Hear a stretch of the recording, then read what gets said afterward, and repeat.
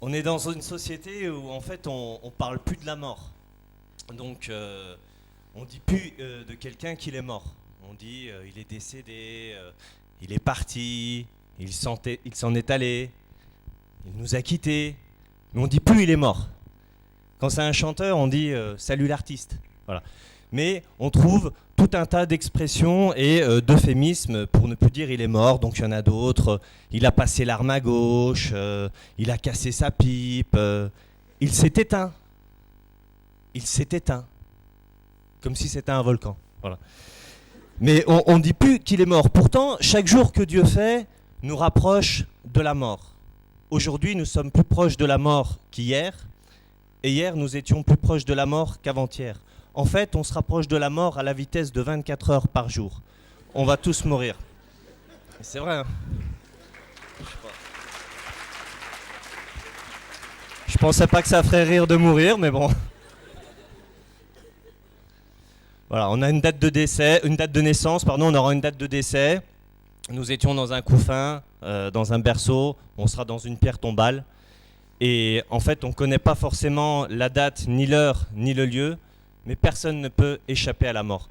Moi, vous savez, je suis quelqu'un de régulièrement à la bourre le matin, et pas que le matin d'ailleurs. Et soit dit en passant, le Seigneur et la Sainte Vierge Marie m'ont aidé à de nombreuses reprises d'éviter le train. Et des fois, quand j'étais en retard, je me disais, mais Anthony, c'est quand même pas possible, t'es encore en retard. Il y a au moins un moment dans mon existence, un jour, un rendez-vous auquel je ne serai pas en retard, c'est celui de mon enterrement. Voilà. Je suis sûr d'être à l'heure, je sais que je ne ferai pas attendre les gens. Voilà. Un chrétien a dit, le monde est comme un grand hôpital et ses habitants comme des patients en phase terminale. Fin de citation. Et un jour, Alexandre le Grand était vers le philosophe Diogène, qui était devant un tas d'ossements, et devant des tas d'ossements. Et Alexandre le Grand lui posa la question suivante, qu'est-ce que tu fais? Et lui, il a dit, je cherche les os de ton père, mais je n'arrive pas à les différencier de ceux des esclaves. Fin de citation. Et donc, qu'on soit empereur ou esclave, qu'on soit pauvre ou riche, célèbre ou anonyme, PDG ou SDF, on va tous mourir. Voilà pourquoi la conversion, c'est maintenant. C'est maintenant qu'il faut penser à notre conversion. Nos pensées, nos actions, nos paroles, nos omissions ont des conséquences dans notre vie, dans la vie des autres, et sur cette terre, et dans l'éternité.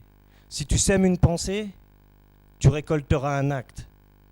Si tu sèmes un acte, tu récolteras une habitude.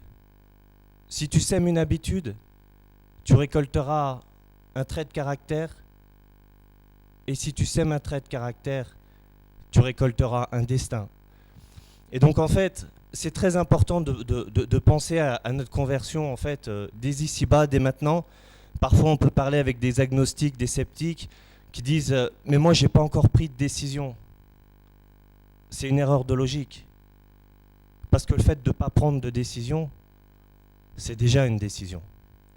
Voyez-vous? Et on ne peut pas être entre le bien et le mal, et entre le vrai et le faux. La neutralité n'existe pas. Voilà pourquoi Jésus dit, celui qui n'est pas pour moi est contre moi. Donc c'est important de poser des actes pour Jésus, pour pas qu'on soit contre Jésus, qu'on en soit conscient ou pas.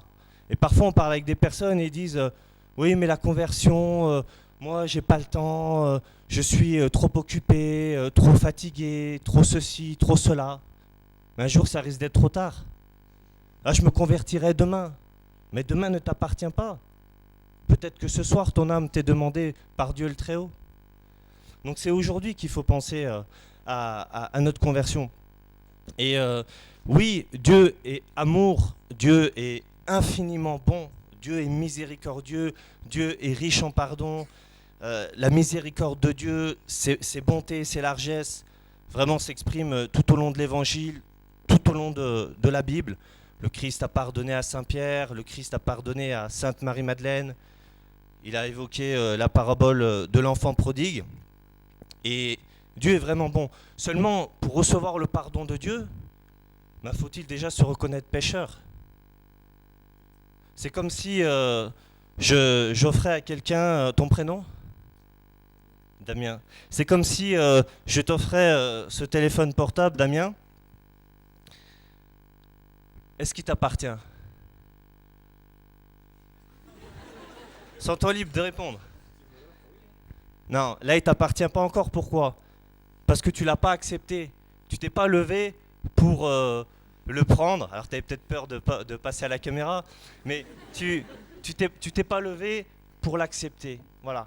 Et donc Dieu, il offre sa miséricorde à chaque être humain. Faut-il encore le lui demander? Faut-il encore se reconnaître pécheur? Parce que devant Dieu, on est des pécheurs. Moi-même, je suis un pauvre pécheur. C'est pas de la fausse humilité, c'est de la vraie lucidité. Et donc, si on se compare à Adolf Hitler et à Staline, on est des gens bons.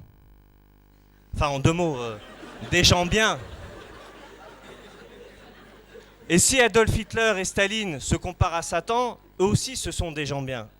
En fait, le standard de référence, c'est Jésus-Christ. C'est comme si vous prenez une brebis sur un pré d'herbe et vous dites, mais qu'est-ce qu'elle est blanche, cette brebis, quel beau blanc. Et puis vous prenez la même brebis sur le même pré, mais sur le blanc immaculé de la neige. Et là, finalement, vous dites, mais en fait, elle n'est pas si blanche que ça.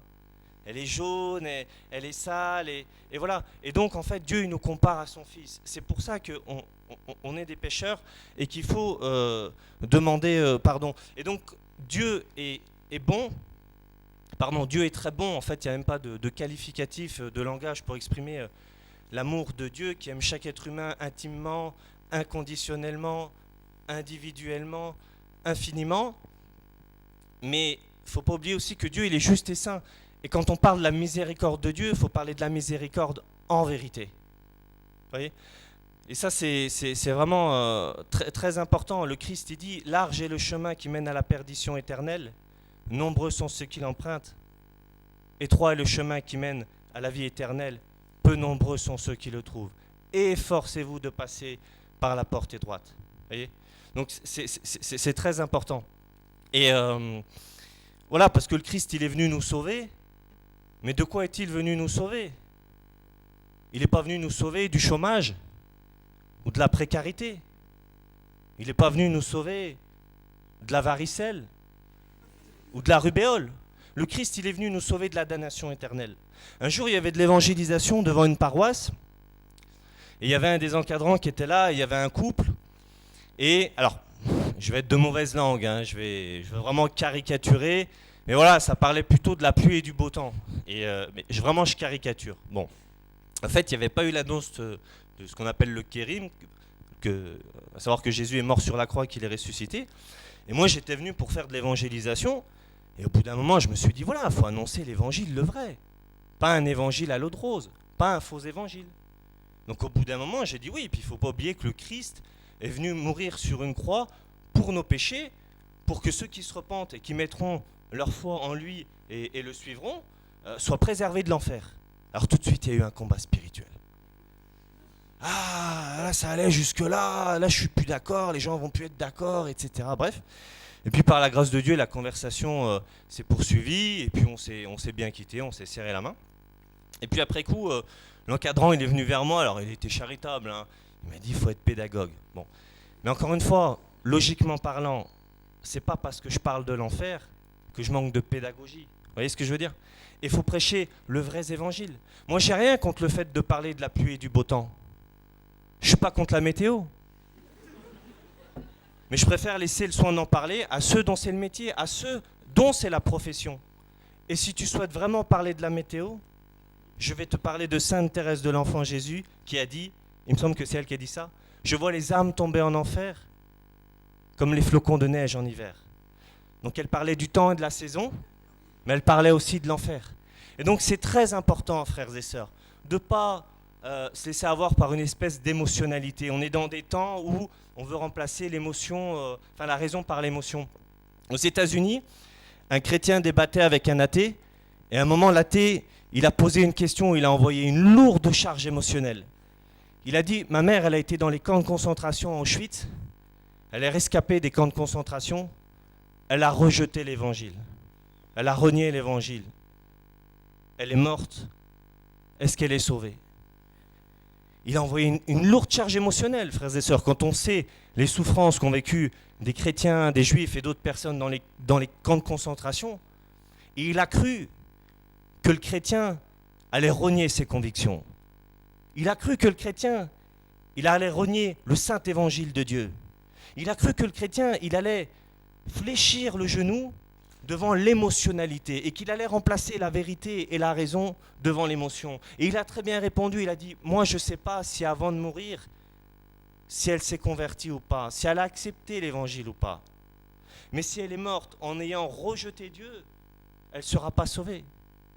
Parce que Dieu est amour et miséricordieux, mais personne n'ira au ciel contre son gré. Dieu, il prend notre liberté au sérieux.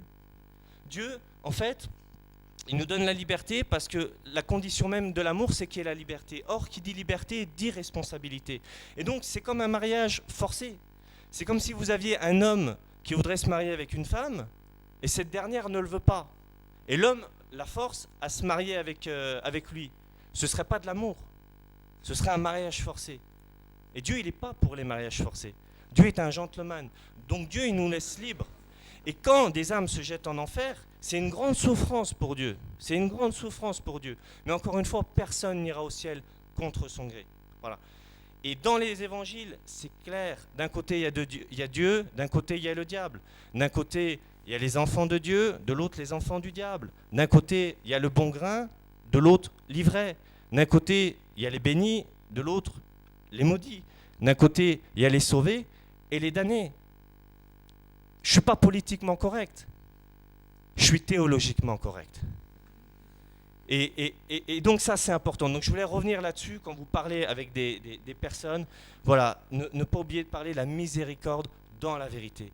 Et notre conversion, elle se joue ici-bas. C'est très important. La Bible, elle parle de la brièveté de la vie. L'homme, il est comme une vapeur. Il est réservé aux hommes de mourir une seule fois, après quoi vient le jugement. Ou encore, l'arbre tombe du côté où il penche. Donc on ne pourra pas se convertir après la mort. Tout comme le cycliste, il ne peut pas poursuivre sa course après avoir franchi la ligne d'arrivée.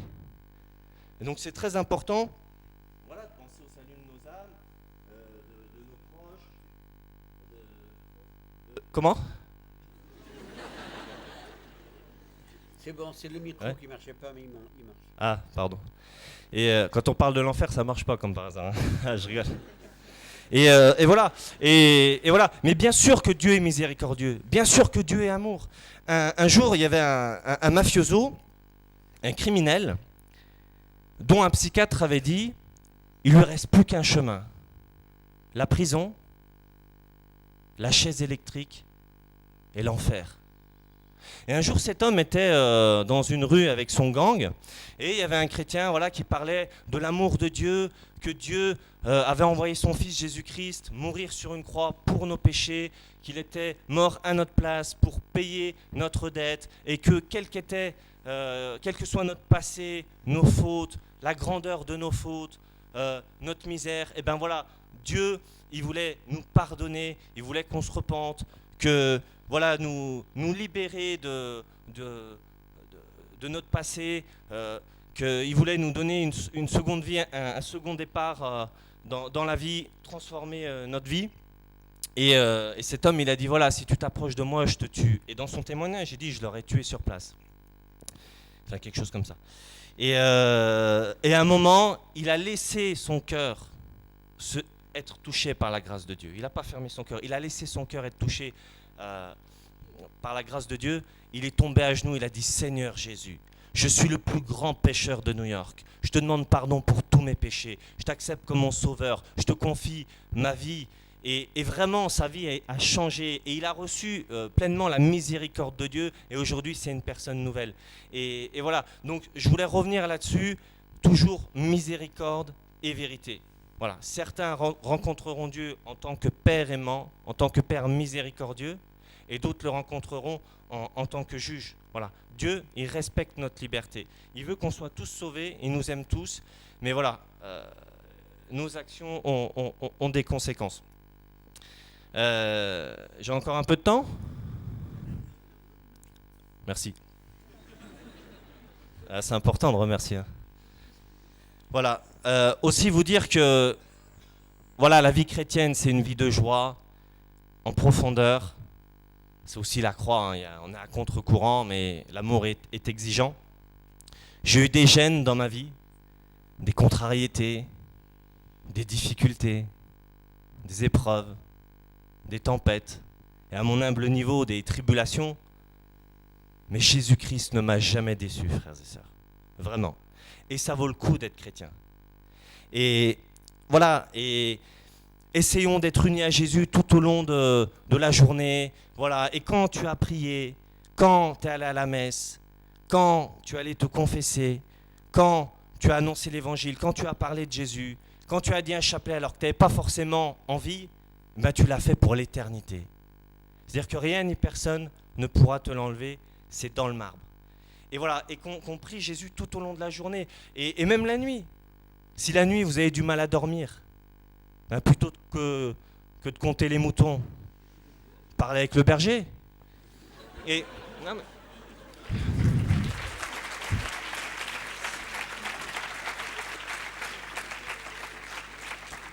Voilà. Et c'est vrai que voilà, si on prend la vie à la légère, ça risque d'être lourd de conséquences. Et le temps il passe, et il passe très vite. Quelqu'un a dit, la vie est trop courte pour être petite. Donc qu'est-ce qu'on va faire de nos vies? Voyez-vous? Donc c'est important de bénéficier de toutes les grâces qu'on peut avoir dans la seule église qui a été fondée par le Christ, à savoir l'église, une sainte catholique et apostolique. Un protestant outre-Atlantique a eu cette belle grâce de devenir catholique, et il témoignait de sa foi. Et des frères protestants lui ont dit, toi tu es devenu catholique pour l'argent. Et lui il a répondu, pas pour l'argent, pour les richesses. Les richesses de la foi catholique, frères et sœurs, la Sainte Eucharistie, le sacrement de réconciliation, l'intercession de la très sainte Vierge Marie, des saintes et des saints. Vraiment, on a une grâce inouïe, frères et sœurs. Moi-même, quand j'avais 22 ans, je ne savais même pas qu'on disait mon père à un prêtre. J'ai dit, c'est bien ce que vous dites, monsieur.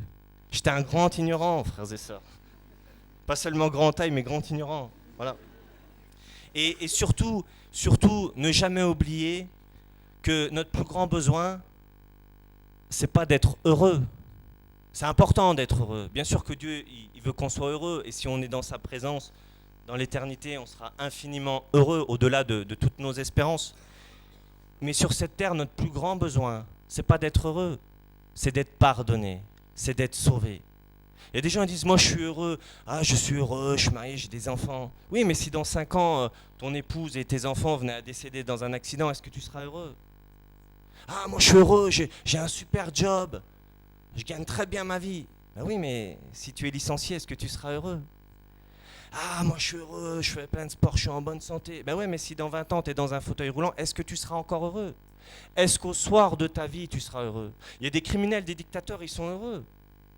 Mais notre plus grand besoin, c'est d'être sauvés. Il y a près de 200 millions de chrétiens qui sont persécutés sur cette terre, que ce soit au Nigeria, en Syrie, en Irak, en Éthiopie, au Pakistan et dans tant d'autres pays. Ils ne sont peut-être pas heureux d'être brûlés, d'être défigurés à l'acide, d'être lapidés, d'être crucifiés, d'être décapités, de recevoir des bombes. Mais au nom de leur foi en Jésus-Christ, ils sont sauvés. Parce que Jésus, il dit, celui qui meurt mais croit en moi, ne meurt pas mais passe de la mort à la vie, et au dernier jour, je le ressusciterai. Celui qui croira jusqu'au bout, celui-là sera sauvé. Il faut qu'on demande la foi, la grâce au Seigneur de persévérer jusqu'au bout. Et voilà, donc, si un jour vous avez 95 ans et que vous êtes dans un lit d'hôpital, abandonné des hommes, mais pas de Dieu, vous ne serez peut-être pas heureux. Mais au nom de votre foi en Jésus-Christ, vous serez sauvés. N'oubliez jamais ça. N'oublions jamais ça. Et peut-être, pour finir, Saint Jean-Paul II, un jour, il est allé voir le cardinal de New York, il y a quelques décennies, Fulton Sheen. Il est vénérable aujourd'hui, on dit le vénérable Fulton Sheen. Et Saint Jean-Paul II, il allait le voir et lui a dit, tu as bien parlé et tu as bien écrit pour le Christ. Tu es un fils de l'Église. Quel honneur, frères et sœurs, d'entendre cela. Eh bien, que nous aussi, nous puissions, par la grâce du Dieu unique, Père, Fils et Saint-Esprit, du Dieu créateur du ciel et de la terre, de l'univers visible et invisible, le Dieu omniscient, omniprésent, omnipotent, le Dieu 3 fois saint, le Dieu d'Isaac, d'Abraham, de Jacob, qui s'est manifesté sur cette terre en Jésus de Nazareth, et par l'intercession de la très sainte Vierge Marie, de Saint Joseph, son très chaste époux, de nos saints patrons, de toutes les saintes et saints de Dieu, saints anges, saints archanges et autres esprits bienheureux, annoncer l'Évangile, adorer Dieu de tout notre cœur, aimer notre prochain comme nous-mêmes et entendre au jour du jugement dernier, tu as bien parlé, tu as bien agi pour le Christ, tu es un fils de l'Église, et ce, pour la plus grande gloire de Dieu et le salut des âmes. Amen.